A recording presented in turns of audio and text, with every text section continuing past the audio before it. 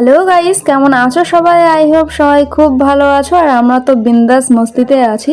তো আজকের আমার বউ ভাতের লুক হচ্ছে এটা। তো সবাই কিন্তু প্লিজ কমেন্টে জানিও কেমন লাগছে আমাকে, মানে দাদার বৌদি ভাইয়ের বউ ভাতের দিন আমার এটাই ফাইনাল লুক। আর এই দেখো, চলো রাস্তাটা তোমাকে দেখিয়ে দিই। দুই সাইড গেটটা কিন্তু এইভাবে করা হয়েছে খুবই ভালোভাবে। আর গেটটা দেখতে পাচ্ছ, তোমাদের তো সকালে দেখিয়েছিলাম। আর এখন একটু লাইটিংটা দেখায়। আর লোকজন কিন্তু আসতে শুরু করে দিয়েছে, কারণ এখন প্রায় 7:30টার বেশি বেজে গেছে। তো তখন ফাঁকা খাওয়ার প্যান্ডেলটা দেখিয়েছিলাম, এখন ভরা প্যান্ডেলটা দেখালাম। এখানে দেখো স্টল বসে গেছে, সবাই খাওয়াও শুরু করে দিয়েছে। চলো এবার উপরটা একটু দেখাই তোমাদের।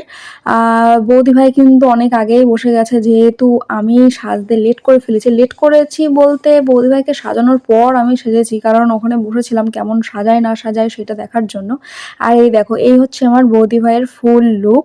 আর দুই পাশে হচ্ছে দুই জেঠিমা, মানে পাড়ার আর কি। তো কেমন লাগছে অবশ্যই কিন্তু কমেন্টে জানিও। চলো দাদার ফুলসজ্জার খাটটা তোমাদের সাথে একটু শেয়ার করে দিই। একদমই কিন্তু ভেরি সিম্পলের মধ্যে রাখা হয়েছে, আর আমার কিন্তু ভীষণ পছন্দ হয়েছে। তোমাদের কেমন লাগলো অবশ্যই কিন্তু কমেন্টে জানিও। সিম্পল জিনিসটাই বেশি প্রেফার করি আমি সব কিছুতেই, আমার দিক দিয়ে বলো বা আমার নিজেদের লোক দিয়ে বলো। তো চলো, আমাদের তরফ থেকে গিফটটা বৌদিভাইকে দেওয়া হচ্ছে, যেহেতু আমার শাশুড়ি মা মানে মা যেহেতু যেতে পারেনি একটু প্রবলেমের জন্য, সেই কারণে তোমাদের দাদাভাইকে দিয়ে গিফটটা আর কি দিলাম। তো গিফটটা আমি পরে তোমাদের একটা ভিডিওতে দেখাবো, যেহেতু তাড়াহুড়োর মধ্যে দেখাতে একদমই ভুলে গেছিলাম। ওই বাড়িতে যখন যাব এরপর তখন আমি দেখাবো। এটা হচ্ছে সকেট চুড়ি বলে, সেটাই আর কি দু হাতে দুটো তোমার দাদাভাই পরিয়ে দিচ্ছে, কারণ যেহেতু মা যদি যেত তাহলে মা দিত।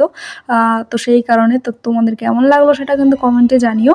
তো এনারা হচ্ছে বাবার স্কুলের স্টাফরা রয়েছে। আর আমার বৌদি ভাইয়ের পাশে যিনি দাঁড়িয়ে আছেন মহিলা, উনি হচ্ছে অনেক পুরনো, তা বাদে সবাই নতুন আর কি রয়েছে।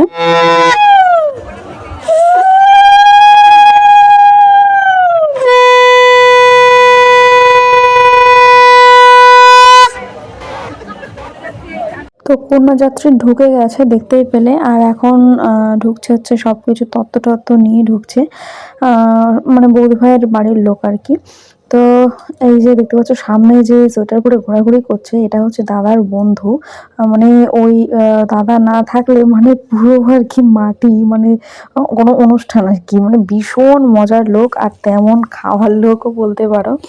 তো যাই হোক, দেখতে পাচ্ছ সবাই তত্ত্ব হাতে করে নিয়ে আর কি ঢুকছে। কিন্তু এই ব্যাপারগুলো খুব মজার।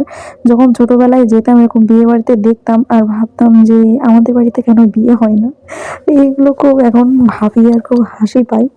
তো যাই হোক, চলো ফাইনালি আমাদের বাড়িতেও হচ্ছে। তো ওখানে দেখো সব মানে স্টলে চলে এসছে সবাই খাওয়া দাওয়া করার জন্য।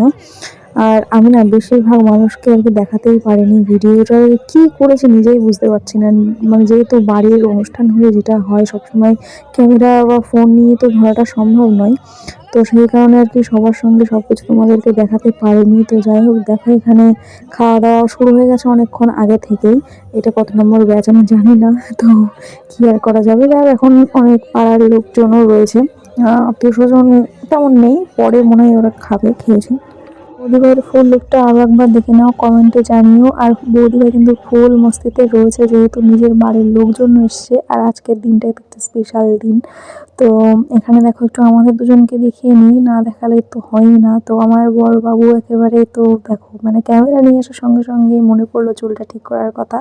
তো যাই হোক, আমাদের দুজনকে কেমন লাগছে সেটাও কমেন্টে জানাতে ভুলো না, একদমই না জানালে কিন্তু খুবই রাগ করবো। দাদা ভাই আর বৌদি ভাইয়ের কিন্তু সত্যি ভীষণ ভাগ্যবান আর ভাগ্যবতী বলতে পারো, কারণ এই যে মানুষগুলোকে দেখছো এনারা কিন্তু আমাদের এখানকার নয়। কারোর বাড়ি উত্তরপ্রদেশ, কারোর গুজরাট, এরকম অনেক দূর দূর এনাদের বাড়ি। এরা হচ্ছে পার্কিং এর মানে অফিসের লোক আর কি।